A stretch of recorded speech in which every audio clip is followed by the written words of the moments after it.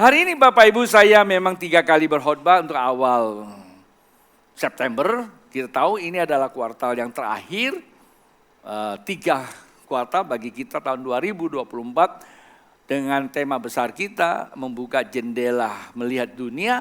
Tuhan menyatakan bahwa umat Allah sesungguhnya bukan hanya untuk kita sebetulnya. Umat Allah pada tahun 2024 ya sebagai pewaris kerajaan Allah. Secara spesifik memang diperuntukkan kepada Anda dan saya yang menangkap visi ini. Itu yang pertama. Yang kedua, kita bukan saja menangkap tapi kita menghidupinya. Nah, kalau kita menghidupinya maka pada akhirnya dan ujung-ujungnya nama Tuhan dipermuliakan. Namun untuk mewujudkan semua ini perlu ada urut-urutannya. Maka saya bagi menjadi 3 pentahapan untuk di-sharekan. Didasari dengan pemahaman teologi kita bahwa namanya kerajaan Allah tidak lepas dari 3 pilar. Pilar pertama adalah ibadah, pilar kedua adalah keluarga, pilar ketiga adalah pemberdayaan. Bapak Ibu, ketika saya menyampaikan ini Bapak Ibu langsung bisa klik. Siapa menjadi figur? Ya Israel lah. Apapun alasannya karena mereka menjadi umat pilihan. Kalau Anda dan saya bukan umat pilihan, umat yang dipulihkan. Bilang sama samping kiri kananmu. Kita bukan umat pilihan, tapi umat yang dipulihkan. Itulah sebabnya layaklah Anda dan saya menyerukan. Kita dipulihkan. Sebetulnya kata kita dipulihkan tahun 93 digagas oleh senior kita, Penatua Yonas Wissa bersama tim. Indonesia memanggil gereja Tuhan untuk bersekutu menaikkan pujian. Indonesia berdoa pertama, senior saya bertobat. Indonesia berdoa kedua, saya bertobat diutus ke Pontianak. Lalu masuklah satu gagasan untuk kita buat namanya praise and worship atau kita dipulihkan. Kita tahu perjalanan waktu sampai dengan tahun 98 apa yang sedang terjadi. Dan hari ini Indonesia memanggil kita untuk sama-sama berdoa untuk bangsa ini. Bangsa ini tidak kekurangan apapun. Semuanya ada. Presiden kita bagus. Pejabatnya bagus semua. Yang nggak bagus cuma satu. Ya, tidak peka dengan Tuhan, itu aja. Tidak peka dengan Tuhan. Lalu kita ini juga turut serta sebagai anak Tuhan. Juga tidak peka. Jaklat kita tenggelam bersama dengan bangsa yang diberkati. Tetapi diberkati bukan memuliakan Tuhan. Tetapi diberkati terjun lebih dalam. Indonesia memanggil. Allah mengurapi kita. Tanggal 8, jangan lupa. Jam 5 sore kita bersatu hati. Naikkan pujian, penyembahan dan doa kepada Tuhan. Bersama dengan Penatua Yonas Wissa, dengan tim praise and worship yang sudah kita persiapkan. Sepanjang beberapa jam kita cuma mau worship sebagaimana pernah terjadi tahun 93. Nah malam ini kita mau masuk ke dalam topik kita di bagian yang ketiga. Namanya apa? Diberdayakan, ya, pemberdayaan. Pemberdayaan sama diperdaya beda loh. Diberdaya sama diperdaya beda. Kalau diperdaya artinya apa? Kamu dipaksakan. Tapi kalau diberdayakan sesuatu yang ada di dalam dikeluarkan. Ya, dikeluarkan sampai engkau menjadi sempurna seperti Tuhan, seperti Bapa. Kalau diperdaya nggak mau tahu kamu mampu tidak mampu, pokoknya dipaksakan sampai kamu ente-entean. Kalau bahasa orang Jakarta ya, sampai habis-habisan. Nah firman Tuhan yang akan kita baca bersama, saya ambil dari kitab, nah ini dia saya sedikit promosi. Sebetulnya khotbah ini saya sudah persiapkan beberapa minggu lalu karena berhubungan dengan kuartal ketiga ini. Pagi tadi waktu saya bangun pagi sebelum jam 3, saya bertanya kenapa Tuhan saya mesti bangun pagi, hari saya mesti berkhotbah 3 kali loh Tuhan. Tuhan bilang baca buku yang pernah kau tulis, pertama kali kamu tulis buku ini tahun 2007. Saya tulis sebuah buku ini terilhami waktu saya ada di Cina. 2 dekade di Cina saya datang, perubahannya sangat signifikan. Ya, tahun 80-an saya datang itu masih istilah Tiongkok, Tongshan itu hanya hutan, gunung. Tapi tahun 82 ya saya datang. Tahun 2024 kalau tidak salah, 2004 saya datang, berubah total. Saya kagum, luar biasa Cina ini. Itu Tuhan bilang, jangan kagumi, kalau kamu mau saya buat kamu lebih dari itu. Tuhan buat saya, buat bangsamu. Buat kita semua, bilang buat kita semua. Buat apa? Buat apa? Udah langsung respon aja, tanya dulu apa? Nih, bukunya ada Ia Kaya supaya kamu menjadi kaya. Amin, amin. Siapa yang mau kaya? Takut. Kalau bilang kaya nanti dianggap apa? Kemakmuran. Kalau Anda takut kaya, uangnya keluarin semua. Ini kaya bukan bicara uang. Ini kaya lebih dari uang. Ya, lebih dari uang. Uang bisa habis, tapi kekayaan Tuhan tidak akan pernah habis, kekekalan. Nah, buku ini saya begitu baca pagi tadi, hampir semua khotbah saya ini adalah berkesesuaian dengan buku ini. Sebetulnya saya kasih buku ini aja Anda baca, udah selesai. Tapi saya mau khotbah ini dalam 4 bulan menjadi bagian-bagiannya. Nah, malam ini saya akan usahakan membagikan pagi tadi hanya sedikit aja ya. Trailernya aja, reviewnya aja, nggak panjang-panjang ya. Tapi malam ini saya coba masuk ke materi ya, karena waktu kalau masih bisa memungkinkan saya masuk ke materi, supaya Bapak Ibu bisa mengikutinya. Masih sanggupkah Anda bersama saya 1 jam? Anda sudah amin ya. Buku ini saya tidak tahu masih ada atau tidak, karena nggak pernah dicetak. Ini cetakan kedua. Cetak pertama tahun 2007, cetak yang kedua 2010, dan ini kali pertama saya tulis, dan ini lengkap. Ya, hanya saja mungkin bahasanya dan hal-hal yang saya pakai sebagai acuannya itu 1 dekade yang lalu, dengan sekarang pasti ada banyak perubahan. Tapi minimal Anda bisa nangkap esensinya. Baik, saya mulai baca ayatnya. Roma pasal yang Roma pasal 12. Sini, karena sana kayaknya mau mainin saya. Oke, saya mundur sedikit supaya Bapak Ibu bisa perhatiin, saya baca di sini aja. Roma pasal 12 ayat yang sini ayat pertama. Karena itu saudara-saudara, demi kemurahan Allah aku menasihati kamu supaya kamu mempersembahkan tubuhmu sebagai persembahan yang hidup, yang kudus dan yang berkenan kepada Allah. Itu adalah ibadahmu yang sejati. Janganlah kamu menjadi serupa dengan dunia ini, tetapi berubahlah oleh pembaharuan budimu, sehingga kamu dapat membedakan manakah kehendak Allah. Apa yang baik, yang berkenan kepada Allah, yang berkenan kepada Allah, dan yang sempurna. Berdasarkan kasih karunia yang dianugerahkan kepadaku, aku berkata kepada, ini ajak main dia, ya. Bukan operator sebetulnya, mungkin karena komputernya masih baru, jadi malu-malu kucing. Kepada setiap orang yang diantara kamu, janganlah kamu memikirkan hal-hal yang lebih tinggi daripada yang patut kamu pikirkan. Tetapi hendaklah kamu berpikir begitu rupa, sehingga kamu menguasai dirimu, mendiri menurut ukuran iman yang dikaruniakan Allah kepada kamu masing-masing. Nah, kita lanjut lagi.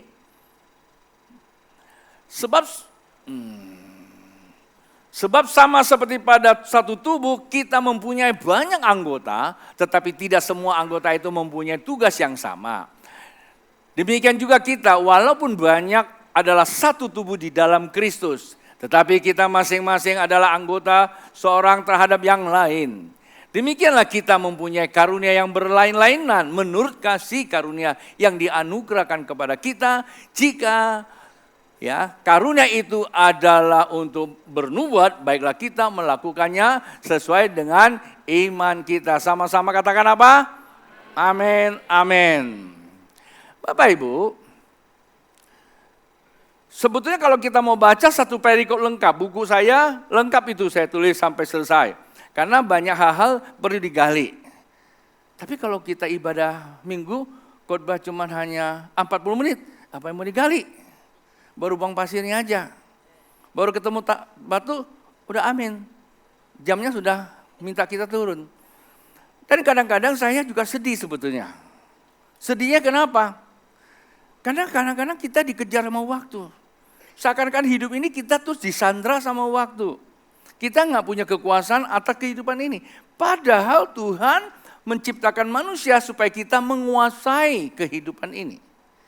Itulah sebabnya kalau Anda dan saya memahami Alkitab dari kitab Kejadian, pada mulanya Allah menciptakan langit dan bumi, bumi belum isi, gelap gulita kata kosong, lalu Roh Tuhan melayang-layang lalu berfirman jadilah terang. Terang di sini bukan matahari, bintang, bulan. Terang di sini adalah terang kehidupan. Jadi kehidupan itulah berbicara tentang Anda dan saya mempunyai hakikat sebagai seorang raja. Kata raja itu Anda dan saya. Tuhan adalah maharaja. Siapa dia? Adam, raja. Maka dikatakan apa? Diberi kuasa. Ya, hamdafa, kuasa menguasai alam semesta ini. Jadi manusia diberikan status serupa dengan Allah. Ya.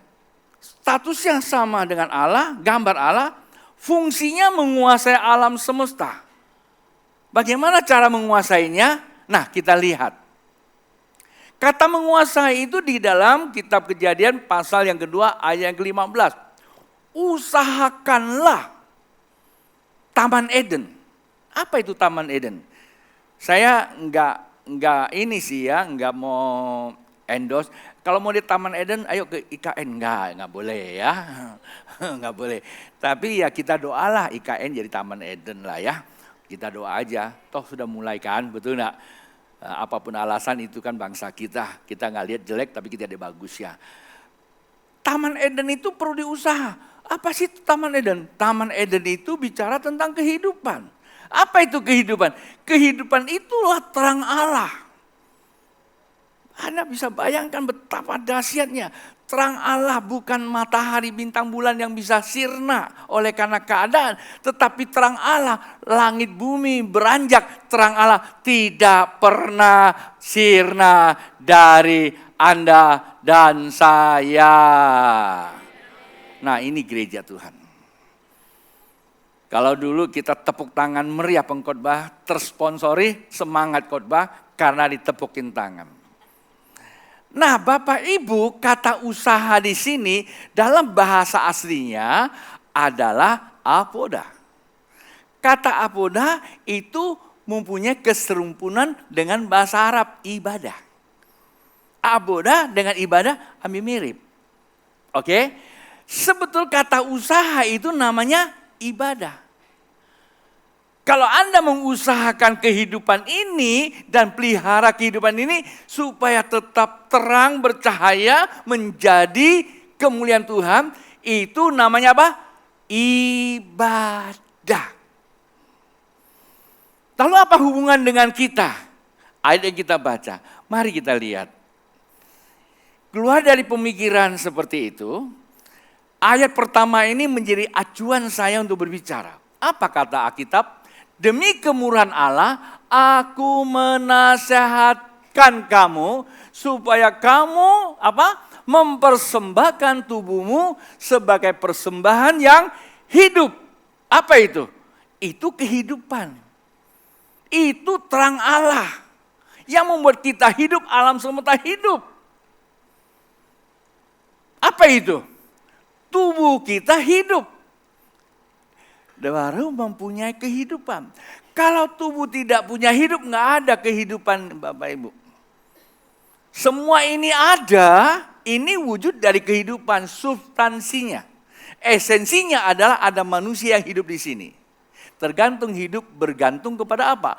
Kalau bergantung kepada kebenaran, maka apa yang dibuat jadi benar. Saya yakin dan percaya jemaat Tuhan di sini karena bergantung kepada kebenaran. Hidupnya membangun sebuah tempat disebut tempat persekutuan kita beribadah. Ini kehidupannya. Oleh karena yang hidup adalah manusia-manusia. Itu disebut apa? Tubuh. Karena kelihatan. Kalau tubuh tidak kelihatan namanya apa? Hantu. Persembahkanlah tubuhmu sebagai persembahan yang hidup, bukan yang mati. Yang kudus, yang berkenan kepada Allah, itulah Apa? Itu adalah ibadahmu yang sejati. Itu namanya apa? Aboda. Nah, untuk menyelenggarakan ibadah yang sejati perlu apa? Diusahakan, Bang. Diusahakan. Kata diusaha dalam pengertian saya namanya apa? Diberdayakan. Tahukah Anda apa itu diberdayakan? Kalau Anda ditanya ke Bu Hatijah, coba nama belakangnya. Banyak embel-embelnya. Benar, banyak embel-embelnya. Anda kalau lihat titelnya bingung sendiri. Ya kan? Kalau saya baru 2 aja tuh. Kalau dia banyak itu. Oke? Nah, Bapak Ibu, untuk mendapatkan itu perlu apa? Untuk mendapatkan ini diberdayakan oleh satu lembaga. Muncullah karakteristik kita, muncullah kemampuan kita. Nah, sebetulnya itulah yang disebut ibadah. Anda sedang diberdayakan, dididik, dimentor, digembalakan supaya berfungsi. Nah, fungsi kamu itu adalah ibadah. Anda lagi duduk liatin saya, itu ibadah. Anda makan, itu ibadah. Anda pakai baju, ibadah. Anda mandi, ibadah. Semua itu ibadah. Setiap gerak hidupmu itu namanya apa? Ibadah. Pertanyaannya, ibadahnya berkenan kepada Tuhan atau tidak? Jangan duduk lagi ngelihat saya khotbah, hatinya Bang, Pak Pendeta, jangan lama-lama Pak, saya lapar. Itu bukan ibadah, bodoh. Pak, Bu, yang kita bicara tubuh manusia ada namanya dikotomi dan trikotomi. Pengertian Christianity itu trikotomi, roh, jiwa, dan tubuh. Secara ilmiahnya sebetulnya dikotomi, jiwa dan tubuh. Jiwa itu makhluk halus, manusia halusnya. Kalau kita punya pengertian spiritualnya disebut apa? Disebut roh, manusia roh. Tetapi ada manusia tubuh atau manusia batin dan manusia lahir. Nah, manusia batin itu jiwa. Jiwa terdiri dari 3 bagian. Paham? Pikiran, perasaan, dan keinginan. Ini bukanlah benda. Ini satu kekuatan. Kita tidak boleh bilang zat. Energi, kekuatan. Dan dia inilah yang akan menggerai tubuh kita. Tubuh kita juga energi menjadi materi. Dan itulah kimia. Nah, tubuh ini sebetulnya seringkali disebut apa? Kalau saya bicara tubuh apa? Panca indera. Pikiran lagi. Pandangan, pendengaran, penyentuhan, penghirupan, dan jadi apa? Lihat, sentuh, dengar, sentuh, dan hirup, dan cita rasa. Itu panca indera. Nah, panca indera inilah yang menjadi pintu. Ya, panca indera adalah kehidupan Anda. Panca indera adalah tubuh kita yang menjadi pintu buat manusia batin kita berkesesuaian dengan apa yang menjadi keterbukaan kita. Anda buka apa, itu yang masuk. Panca indera itu melihat, mendengar, atau dengan perkataan. Saya sedang berkata-kata. Bapak Ibu perhatian. Saya sedang berkata-kata mempengaruhi apa? Mempengaruhi apanya Anda? Mempengaruhi mata Anda dan pendengaran Anda. Saya sedang berkata-kata itu namanya apa? Panca indera saya. Bagian daripada mulut saya untuk berkata-kata. Anda mendengar oleh telinga. Anda melihat dengan mata saya bergerak. Tapi yang menentukan nilai kebenarannya pengenalan Anda ada di pikiranmu. Contoh, di Gajah Mada sekarang sedang turun naik hampir tiap hari saya lihat berkelanjang-kelanjang namanya duren. Apa yang Anda lihat? Apa yang ada di pikiran Anda? Duren kuning. Ya, apalagi saya bilang itu dekat ujung Gajah Mada ada duren katanya musangking. Saya pernah dikasih 1 biji, samanya berdua. Itu saya buka, oren isinya. Nggak terlalu banyak sih isinya, tapi kenyal, manis. Bijinya kecil sekali. Begitu kita makan sampai, aduh rasanya kayak gimana, legit sekali. Tuh kan, udah ngiler kan. Waktu saya sedang cerita, mempengaruhi apa? Pendengaran. Pendengarannya membawa Anda melihat. Yang lihat siapa? Pikiranmu. Anda mulai ngebayangin. Nah itulah manusia batin kamu dipengaruhi apa? Pintu kehidupan, yaitu tubuh. Bapak Ibu, kata memberdayakan, yang diberdayakan apanya? Yang diberdayakan adalah tubuhnya. Waktu diberdayakan supaya menjadi tubuh yang dipersembahkan kepada Tuhan. Itu disebut ibadah sejati. Bagaimana kita diberdayakan supaya tubuh kita ini menjadi persembahan yang kudus, disebut ibadah sejati, ya. Kita lihat yang pertama. Saya ambil, artinya mempersembahkan tubuh sebagai persembahan yang hidup, itu adalah ibadahmu yang sejati. Maksudnya apa? Bagaimana kita mempersembahkan tubuh yang menjadi persembahan yang hidup? Yang pertama, tema kita adalah hidup manifestasikan kerajaan Allah. Bilang sama-sama, hidup manifestasikan kerajaan Allah.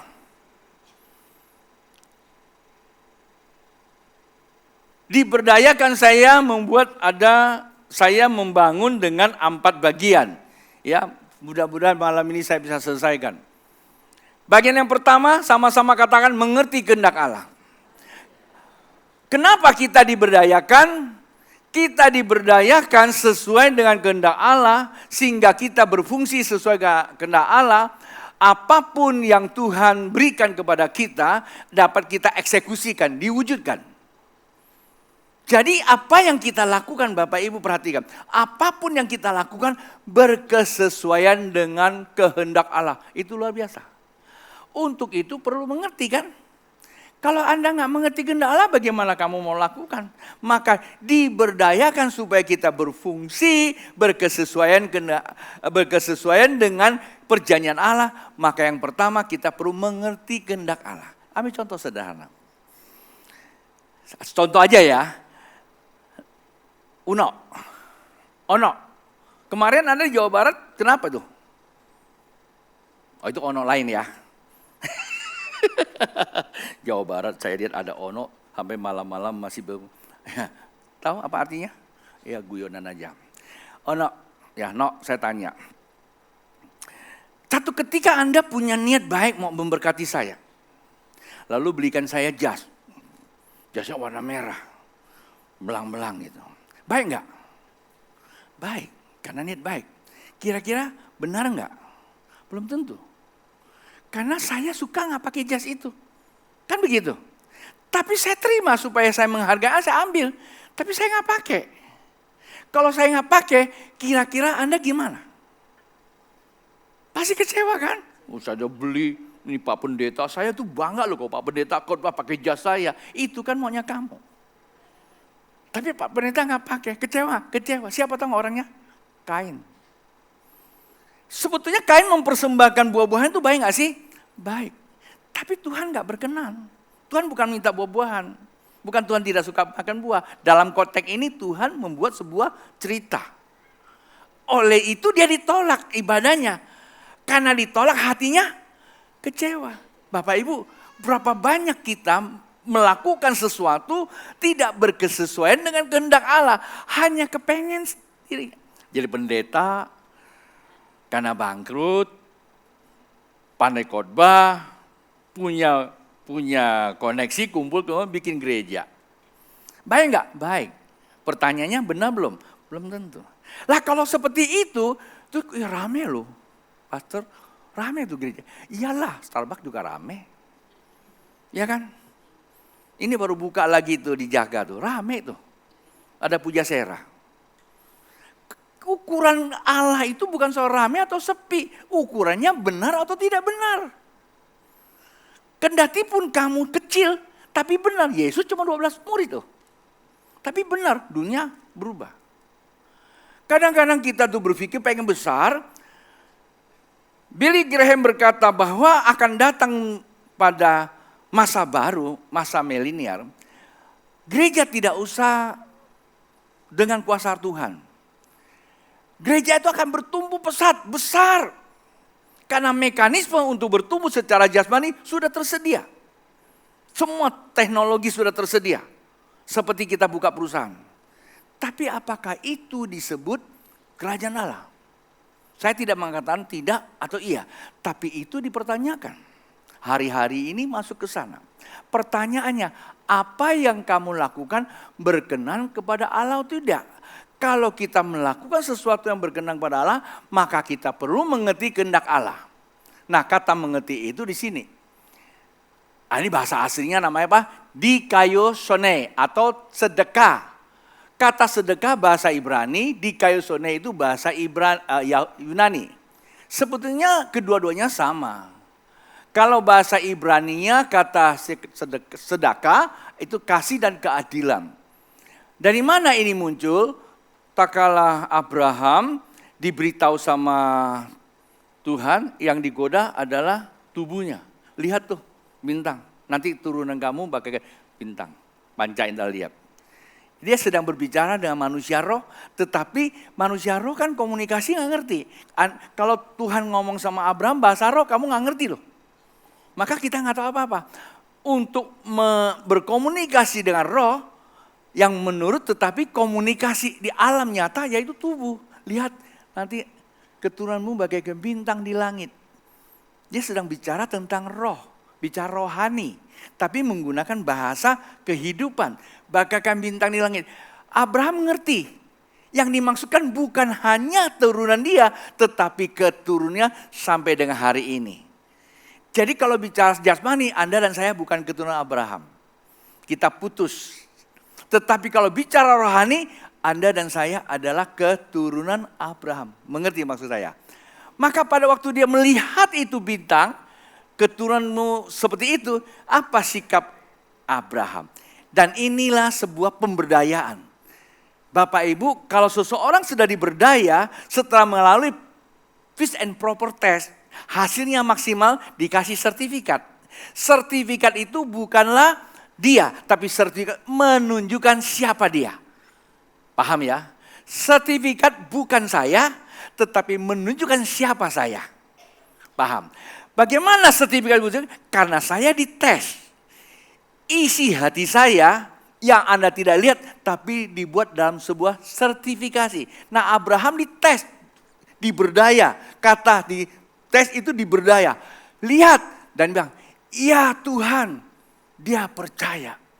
Dia percaya kepada setiap apa yang diberdayakan oleh Tuhan. Nggak pernah ngegerutu.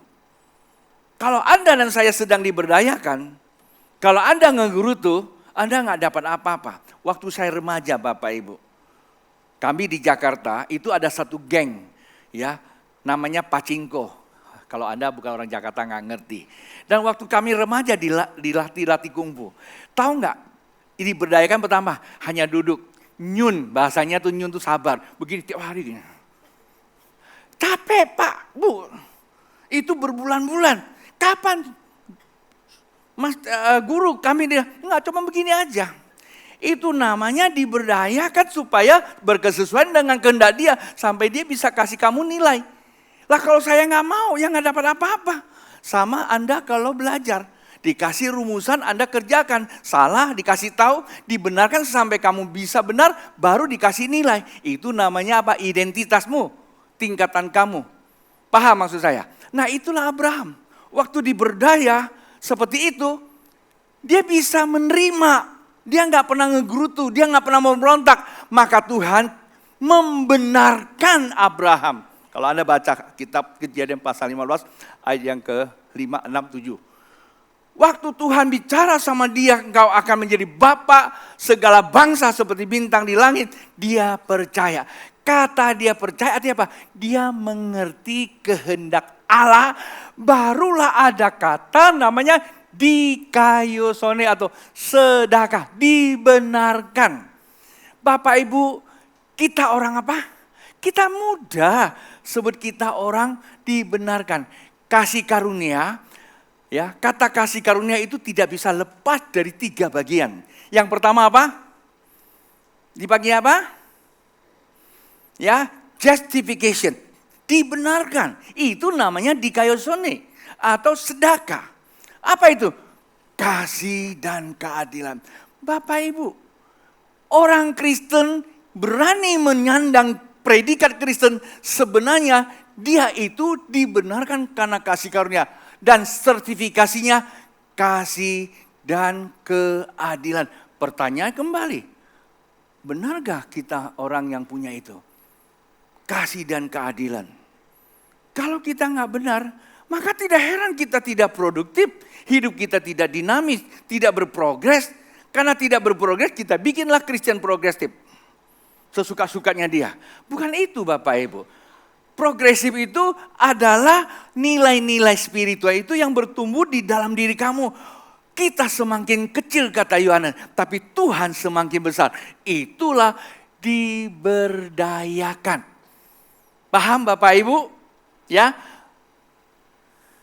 Ayatnya di sini. Janganlah kamu menjadi serupa dengan dunia ini, tetapi berubahlah oleh pembaharuan budi, sehingga dapat membedakan manakah kehendak Allah, yang baik, berkenan kepada Allah, dan yang sempurna. Artinya apa? Dapat membedakan kehendak Allah. Itu namanya mengerti kehendak Allah. Ya. Kemudian apa? Berkenan kepada Allah yang sempurna. Itu yang sempurna namanya apa? Sedekah. Kasih tahu sama sampingnya, jangan serakah. Tapi sedekah. Serakah itu egosentris. Semua ukuran daging. Makan pengen duluan. Namanya anak Tuhan. Begitu jam makan, lari ke depan semua. Dia nggak tahu ada pendetanya belum maju. Kadang-kadang keluarkan statement, udah kalau bicara makan nggak ada pendeta-pendeta, siapa duluan? Saya suka dengar yang begituan. Nggak bisa diayomi, nggak bisa diarahkan. Bilang sama sampingnya, pengkhotbah tidak mengatai kamu. Jangan tersinggung. Tapi orang ini saya tahu siapa dia. Kepentingan diri lebih tinggi daripada kepentingan umum.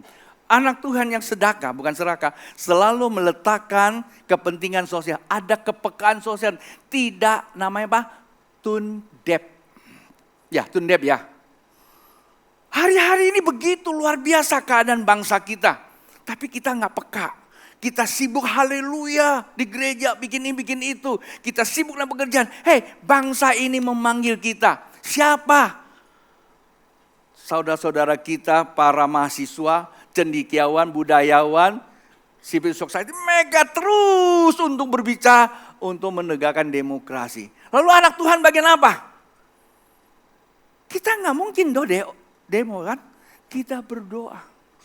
Mari sama-sama kita hantar ibu ini supaya dia bisa bicara sesuatu. Karena kita memang gak bisa bicara, itu bagiannya dia. Kayak orasi aja bu saya. Paham Bapak Ibu? Jadi kita mesti lakukan itu. Mengerti, melakukan Allah yaitu menampakkan sikap dan perilaku. Sikap perilaku ini merupakan bagian dari tubuh yang digerakin jiwa. Tubuh tak bisa berfungsi tanpa jiwa. Ketika aku berkata, maka jiwaku untuk bergerak. Katakan, pikirkan, dan rasakan. Itulah sebabnya saya dorong Anda beli buku saya namanya Berjalan dalam Roh. KPR 3T. Apa artinya kita present worship? Pujian, doa, dan penyembahan. 2002, bukan 2022. 2002, Tuhan suruh saya, jemaat waktu itu kurang lebih cuma 100 orang. Hanya satu kata, buat sesuatu yang disebut PDP, lebih dari buah acara. Kalau Anda buat acara 2 jam, pujian, doa, penyembahan, mesti lebih dari itu. Dulu kita lakukan. Dan apa yang terjadi? Ini mungkin lupa. Saya maklumilah. Jangankan kita, bangsa Israel saja melihat mujizat, laut terbelah, mujizat, roti turun dari langit, semua terjadi, masih aja, banyak cincong. Kalau kita sudah melihat perbuatan Tuhan tahun 2002 sampai hari ini, kalau masih saja ada yang cincong, itu saya biasa. Alkitab juga banyak catat. Mari kita kumpul doa. Allah Maha Besar atau bantal Maha Besar? Halo. Gak diminta apa-apa. Tuhan Indonesia memanggil, kumpullah, kasih 1 jam aja kita sama berdoa. Kita keberatan. Saya kadang-kadang Bung Yonas itu kalau ngomong agak lebih keras sama saya. Saya kalau berdoa tidak suruh damai, saya suruh kerusuhan, dia bilang. Kalau kerusuhan gampang orang datang berdoa. Benar juga. Tahun 98 sebelumnya kami kalau ibadah susah banget. Ada aja alasannya. Bawa anak lah ke dokter hari Minggu. Mau mertuanya datang lah makan siang. Ada aja gitu. Nggak apa-apa, itu hakmu. Tapi kalau pendeta ngomong bukan berarti pendeta itu jahil. Pendeta kan cuma hanya ngomong kan. Kalau memang Anda betul ya nggak apa-apa. Kalau nggak betul ya berubah gitu loh.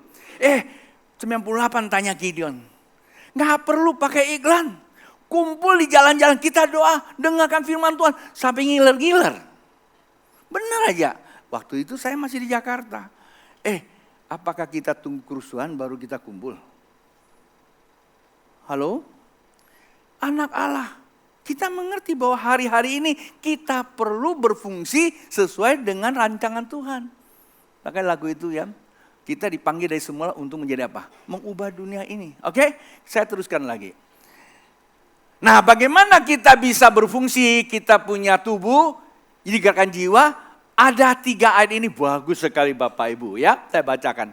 Hendaklah kamu dalam hidupmu bersama menaruh pikiran dan perasaan terdapat juga dalam Kristus. Yang walaupun dalam rupa Allah tidak menganggap kesetaraan dengan Allah itu sebagai milik yang harus dipertahankan. Bapak Ibu, kita semua punya hak. Ya Pak ya? Kita punya hak. Kalau yang orang suka mempertahankan hak dalam hidupnya, saya khawatir jangan-jangan dia tidak serupa dengan Allah. Dia tidak serupa dengan Tuhan, tapi serupa dengan sebelahnya, hantu. Ini hak gua, ini hak lu. Ini bagian lu, bagian gua. Gitu? Tapi kalau anak Tuhan, haknya semakin diambil, dia semakin dimuliakan Tuhan. Kalau kita bisa memberikan hak kita kepada kepentingan orang lain, luar biasa Bapak Ibu. Benar aja saya bilang. Maka dikatakan Tuhan itu tidak mempertahankan haknya yang perlu dipertahankan, melainkan apa? Telah mengosongkan dirinya sendiri dan mengambil rupa seorang hamba dan menjadi sama dengan manusia. Hamba. Kita ini sebenarnya anak Allah. Anak Allah, anak Allah. Kenapa? Karena kita keturunan Abraham. Abraham anak Allah, kita keturunan anak Allah, bukan hamba. Tetapi ketika Abraham terjual ke dosa, dia menjadi hamba dosa. Anda dan saya hamba. Kita ini hamba dosa, diperbudak oleh dunia. Buktinya aja. Kata Yok, ku jenuh dalam hidup ini. Kerja bagaikan kuda di dela. Itu si Yok bilang. Kita kerja siang dan malam. Kadang-kadang saya bilang sama kayak burung tuh. Pagi-pagi jam 5 aku kalau di Bengkayang kan ada tuh di gereja. Lihat jam 6 itu burungnya banyak kan malamnya. Udah hilang tuh. Nanti jam 6 sore kumpul lagi di tiang listrik. Saya perhatiin berapa hari. Saya bilang sama pendetanya. Kayak sama deh kayak kalian tuh. Itu di sebelah kan ada penginapan. Salesman ya kan. Itu kalau malam ngumpul semua dari mana. Pagi-pagi pergi cari duit. Nggak salah. Hidup cuma hanya jalankan fungsi seperti itu tanpa makna. Itu namanya jaklat. Mengerti setiap tindakan yang kita buat Bapak Ibu itu sesungguhnya sedang ibadah harusnya. Dan kalau ibadah ada progresnya. Allah dimuliakan. Paham Bapak Ibu? Untuk itu supaya pertama kita diberdayakan, apa yang diberdayakan? Apa? Jiwamu bilang. Tuhan datang bukan menyelamatkan tubuh. Tubuh gak bisa diselamatkan, gak kekal kok. Ya, paling banter 120 tahun. Nanti jadi cacing lah. Itu tubuhmu. Tetapi yang kekal adalah jiwamu. Kekal. Masuk neraka juga kekal. Masuk surga kekal. Jiwa itu adalah sebuah produk keilahian Allah. Keniscayaan kekekalan. Anda pikir saya tidak jadi Tuhan, nanti saya mati jiwa juga. Enggak bisa. Anda masuk neraka jiwanya. Pikiran, perasaan dan keinginan. Di situ ada. Masih ada pikiran. Berarti tahu panas. Ada perasaan nangis. Ada perasaan pengen keluar. Ada tapi nggak bisa. Di sana Anda akan ketemu. Saya nggak bilang Benny Panjaitan nggak enak masa neraka sih. Lagunya ada. terlambat sudah kau datang padaku. Anda berteriak nggak bisa juga. Paham Bapak Ibu, itu jiwa. Nah sebetulnya jiwa ini yang perlu diubah. Bagaimana caranya? Maka jendelanya, pintunya dibuka apanya? Katakan, pikirkan, rasakan. Apa itu? Bukan jiwa. Katakan itu adalah mulut. Supaya jiwa kita bisa berpikir, bisa merasakan. Katakan firman Tuhan itu. Katakan pikiran Kristus itu. Apa Kristus itu? Malam ini pas saya bawa buku. Pikiran Kristus itu, dia berkata di dalam 2 Korintus, ia kaya menjadi miskin. Dengar, Yesus kaya enggak? Menurut Anda dia kaya enggak sih? Kaya. Tapi dia jadi miskin, jadi hamba. Dia itu Allah Bapak Ibu, dia Allah. Kita yang jadi serupa dengan dia, seharusnya kan dari awalnya. Tapi karena kita jatuh dalam dosa, menjadi hamba dosa, dia kaya, turunkan nilainya menjadi miskin sebagai hamba. Supaya apa? Oleh dia menanggung dosa kita, kita dikembalikan supaya kita menjadi kaya seperti Bapa di sorga. Jangan tepuk tangan. Kalau Anda mau teriak amin, amin, boleh lompat, tapi jangan tepuk tangan. Paham Bapak Ibu? Apa yang mau diubah? Apanya? Bukan segede bakpao otaknya, itu masih tubuh. Tapi nilai-nilai yang kamu pahami berkesesuaian dengan firman Tuhan. Bapak Ibu, kalau Anda tidak baca Alkitab setiap hari, tidak merenungkannya, jangan harap Anda bisa hidup spesifik. Alkitab katakan. Jangan lupa memperkatakan firman Tuhan. Ketika engkau memperkatakan, maka engkau bisa merasakannya. Waktu kamu bisa merasakan, maka firman itu yang akan mengubah seluruh reaksi kimia tubuh kamu, tindakan kamu, sikap dan perilaku seperti Kristus.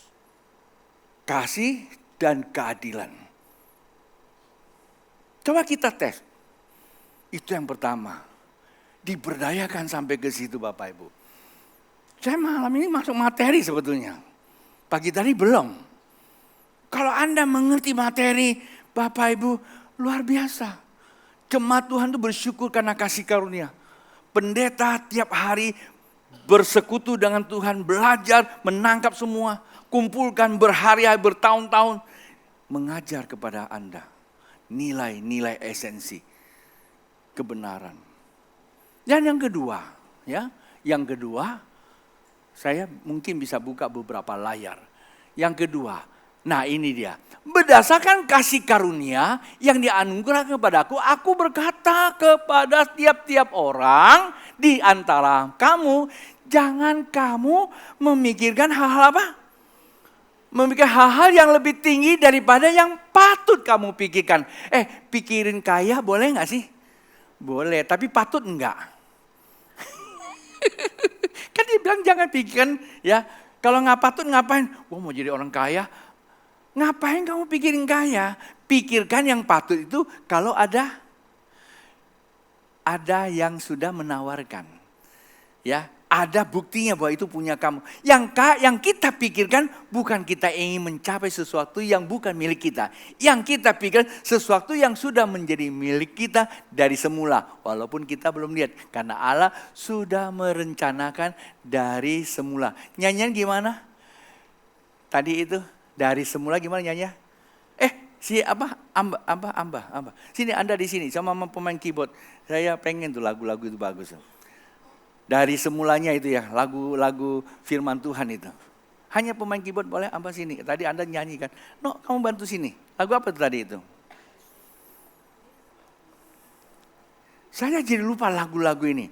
Lagu ini kan lagu Praise and Worship kita tahun 93. Ayo cepat, jangan pakai perundingan lagi ya. Langsung keluar. Lagu apa tadi itu? Yang tadi dari semula itu. Yesus Tuhan. Gimana tuh? Coba nyanyiin. Langsung aja nyanyi. Yesus Tuhan dan Allah kami. Engkau layak menerima pujian. Tuh. Hormat dan kuasa, Kuasa sebab kau telah ciptakan ciptakan segalanya.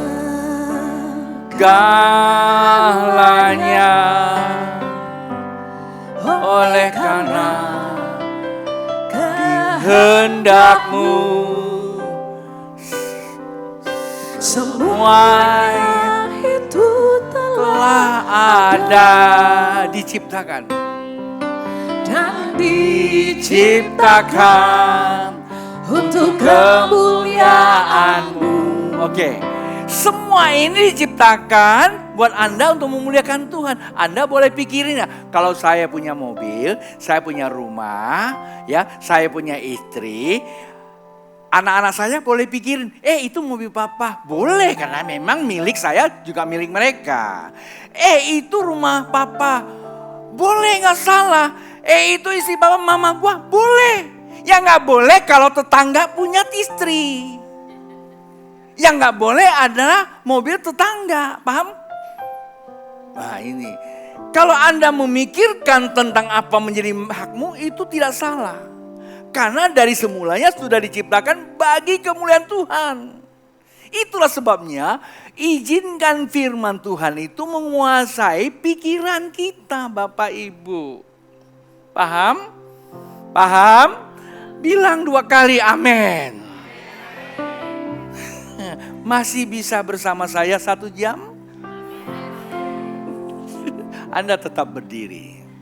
Ya. Tadi yang pertama mengerti kehendak Allah, yang kedua apa? Hidup oleh iman. Kenapa kita hidup oleh iman?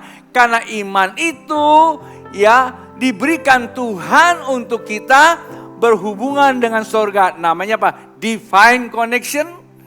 Ini bicara tentang spiritual. Dari situ akan terjadi namanya divine explosion. Terjadi ledakan keilahian melalui perbuatan, sikap dan perilaku. Bapak Ibu kalau suka menyembah Tuhan, suka datang pada Tuhan, niscayalah Alkitab katakan hidupmu serupa dengan Tuhan. Saya tidak berani komplain saya seperti itu. Walaupun saya lakukan banyak hal, tapi saya sendiri nikmati saya seperti diterima oleh banyak orang. Walaupun mereka yang mungkin ada salah paham dengan saya oleh karena perkataan saya yang kadang-kadang suka nyeletak-nyeletuk. Ketika jiwanya tergoda oleh karena haknya, dia sakit hati. Tapi saya hadir karena saya tahu saya hamba Tuhan. Buku saya ada 1 bab kuasa pengampunan membuat senior saya nangis. Saya bilang kata pengampunan bukan cuma aku mengampuni, enggak. Mengakui kamu salah. Kamu mengampuni diri kamu, hadir pada orang itu. Dan banyak orang yang sakit hati sama saya karena salah tafsir bahasa saya selalu hadir. Dan hari ini mereka dipulihkan, hidup mereka berubah. Bahkan sebagian ada di gereja. Ada juga sih sampai mati juga gak mau terima. Ya gak apa-apa, itu haknya dia. Pilihan kok hidup ini kan. Teruskan lagi Bapak Ibu. Artinya iman merupakan kebutuhan Allah yang dikaruniakan melakukan tindakan spiritual. Yang spiritual. Apa itu spiritual? Ada ritual, ada spirit. Ritual itu bicara kebenaran, kehidupan kita ini harus benar. Spirit itu roh. Karena itu kita diminta oleh Bapa menyembah Dia dalam roh dan apa? Kebenaran. Kenapa? Halo, pertanyaan kenapa? Karena Bapa itu roh. Kalau Anda bahasa roh, Anda memaksa orang supaya kamu ngerti, itu keliru. Namanya udah bahasa roh kok. Uriya rabasakap takaraya hira rabasaya. Anda mau terjemahkan apa terserah, tapi Anda tidak mengerti. Kenapa? Fungsi saya untuk berbahasa, untuk koneksi kepada atas. Itu bahasa roh. Tapi Anda berkata, itu bukan bahasa sesat, palsu tuh. Kok saya gak ngerti? Kamu yang sesat sebetulnya. Siapa suruh kamu gak ngerti? Gitu. Memang bukan untuk Anda, toh betul gak? Ini hubungan ke atas. Itu namanya spiritual. Tetapi saya juga tidak boleh, Anda bingung, saya berkomunikasi. Ketahuilah Allah begitu mengasihi kita. Itu namanya apa? Ritual. Kata ritual itu selalu bahasa yang membangun. Namanya nubuat. Paham Bapak Ibu? Dan ini sangat amat penting. Ini namanya tindakan apa? Iman. Oke, paham ya tindakan iman. Iman melakukan tindakan adalah iman ya. Itu kekuatan Allah yang dikaruniakan. Setiap orang harus memiliki itu. Nah, di sini dikatakan. Dan bagaimana kita bisa meningkatkan iman itu yang penting Bapak Ibu. Di dalam Matius pasal 13 ayat 8, dan sebagian jatuh di tanah yang baik lalu berbuah, ada yang 100 kali lipat, ada yang 60 kali lipat, ada yang 30 kali lipat. Yang ditaburkan di tanah yang baik ialah orang yang mendengar, kata dengar apa? Panca indera, bagian pendengaran, ya, audible, ya, mendengar firman itu dan mengerti. Bukan cuma sekedar amin, kita semua banyak dengar. Saya yakin dan percaya kita anak Tuhan suka belajar. Bilang, kamu suka belajar loh. Buktinya datang ke gereja. Betul nggak? Bilangnya pendeta memuji kamu suka belajar loh. Ya, tapi pertanyaan Pak Pendeta, mau diajar nggak? Mau nggak? Ada loh. Si tikus, dia nggak mau diajar sampai ngantuk jatuh. Kadang-kadang kalau kita diajar kita nggak bisa menerima karena apa? Nggak ngerti. Nggak ngerti ngomong apa? Ya iyalah. Pengertian itu datang bukan yang di depan, tuh pakai bahan belakang.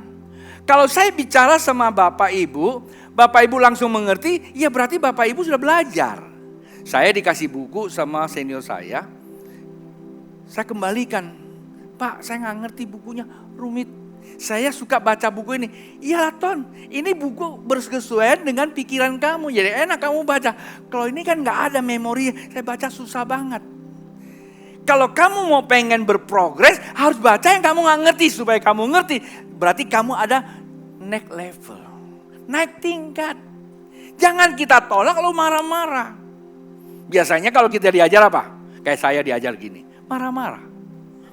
Tapi begitu saya lagi jalan ketemu anak muda, saya iseng-iseng datang, dia mau pukul saya cuma gitu jatuh dia. Padahal belumnya kungfu tuh. Bener. Udah bisa saya jadi jagoan.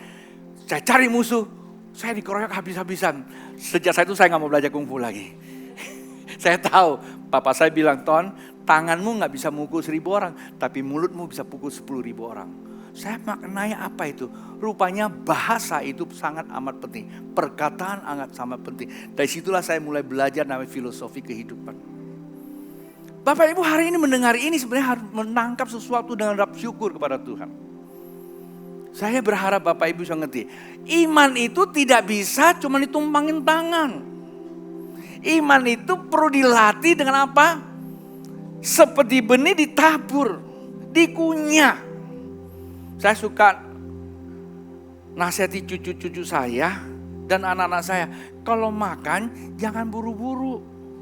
Masuk ke mulut enak, 5 cm langsung ditelan. Capek Anda punya khusus bekerja. Coba dikunyah. Kesehatan mengatakan 70 kali kunyah. Baru ditelan. Sehat Bapak Ibu. Wajahnya jadi fresh. Coba ibu-ibu gak usah terlalu banyak ke kaca. Kunyah aja. Kalau Anda tidak banyak kunyah itu namanya makanan, maka engkau suka ngomelin suamimu. Ketika suamimu mukanya jelek, kamu ikut jelek juga. Bilang sama sampingnya, yang ini aku tidak mengerti. Mulai hari ini mesti mengerti, jangan banyak ngomel. Oke, saya teruskan lagi Bapak Ibu. Beberapa menit lagi masih boleh? Nanti kita tunggu poin berikutnya. Artinya, jatuh di tanah yang baik lalu berbuah. Tanah yang baik ialah orang yang mendengar firman itu dan mengerti dan karena itu ia berbuah. Artinya kita ini diberdayakan supaya apa? Berbuah. Sebuah pohon tidak dikenal pohonnya karena semua pohon sama. Pohon kehidupan semua sama. Tetapi dia akan menjadi menarik kalau dia berbuah. Di kampung saya setiap tahun suka dikunjungi orang. Ada musim rambutan rame. nggak ada musim durian, nggak ada yang mau datang karena pohon itu nggak ada identitasnya. Ketika ada buah durian tengah malam pun ditungguin. Di rumah saya, kebun saya itu ada pohon durian. Tanya adik-adik saya, mereka suka jaga karena malam itu berebutan sama orang-orang kampung. Kalau sudah musim durian, rame datang di kampung saya. Lalu kalau ada musim jambu, namanya jambu bol, jambu putih ya. Itu rame orang Pontianak ke sana. Itu zaman dulu kalau saya masih ada di kampung itu. Karena saya dari kecil di Jakarta. Saya ingat, kalau namanya hutan ada buah, itu rame. Kalau kita ada buah, kamu gak usah promosi deh. Gak usah kasih tahu, undang saya khotbah ya, undang saya ya. Gak perlu. Kalau kamu berbuah, tunggu ujung kulon pun dicari. Buah ada tingkatan. Buah yang murah dan buah yang mahal. Kopi pun ada yang mahal dan yang murah. Semua kopi sama. Tetapi ada yang mahal dan yang murah. Anda boleh cari kopi, banyak kopi-kopi. Sampai yang terbagus nilainya standar biasa aja. Tapi ada satu kopi yang harganya puluhan juta. Itu namanya kopi luwak. Adanya di mana? Enggak mungkin ada di kota. Adanya di kampung hulu sana. Itu dimakan sama musang. Ya, kopi dimakan sama musang, ya, sama luwak, lalu dieein. Nya dijual mahal. Harganya di Australia saya tanya 16 juta. Bilang sama samping, kasih tahu. Ya, tai luwak aja mahal. Kadang-kadang kita tidak lebih dari tai luwak. Gara-gara 1 juta udah kiamat. Paham? Itu mesti diberdayakan. Kopi aja diberdayakan jadi mahal. Kalau kita diberdayakan jadi berguna Bapak Ibu. Itulah sebabnya buah, bilang buah. Bagaimana kita siap berbuah? Berakar, bertumbuh dan berbuah. Berakar itu mau diajar. Waktu diajar enggak gampang, sakit Bapak Ibu. Saya diajar sebagai pendeta. Baru saja mau dilantik pendeta. Udah diumumkan, keren, ribuan orang hadir. Wah, pakai jas. Bayangin aja orang mau dilantik pendeta, bahagia nggak? Bahagia banget. Pagi diumumkan, sore diumumkan lagi, ditolak. Ya kan? Sedih hatiku. Enggak nyanyian begitu. Kalau jadi gitu, hari ini nggak jadi pendeta. Saya waktu ditolak sedih gak? Sedih, manusiawi, daging saya. Waktu daging saya buka jendela nggak lihat negatifnya. Saya lihat Kristus. Saya nggak lihat negatif, saya lihat Kristus. Tuhan bilang, kamu sedih ya? Iya Tuhan. Malu Tuhan. Iya, kamu malu. Tahu nggak saya disalib kenapa? Telanjang, lebih malu. Saya Tuhan loh. Terus tiba-tiba di dalam ada nyanyian. Roh Kudus, jamalah tiap hati jamah. Saya nangis. Saya nggak jadi keluar dari pertemuan, saya balik lagi. Walaupun nggak dilantik, saya duduk aja. Masih ngomel nggak sih? Sedih sih. Sampai ibadah selesai saya sedih. Waktu mau pulang, orang yang membatalkan datang ketemu saya. Ajak saya naik mobilnya dia. Anda bayangin, saya bisa tonjok loh dia loh. Gara-gara lu tahu nggak? Gua jadi dipermalukan. Tapi di mobil itu saya diam aja. Saya tahu dia senior saya. Saya diam. Dia lupanya ngerti. Sampai di tol dia tanya, Ton, lu marah ya? Oh iyalah. Kasih tahu dulu kayak saya bilang kali jadi lantik gitu. Masa pakai umumin? Ya Ton, kalau kamu mau jadi seorang gembala harus punya hati Bapak. Bagaimana jadi hati Bapak kalau nggak dipatahin dulu hatinya baru dibalut. Diajak saya ke puncak, minum, makan. Dia jalan-jalan sama dia. Disogok dulu. Lupa juga saya sama dia. Dan Bapak satu ini adalah Bapak yang sangat dekat sama saya. Hampir tiap 2 minggu dia datang ke Pontianak ngelihat saya.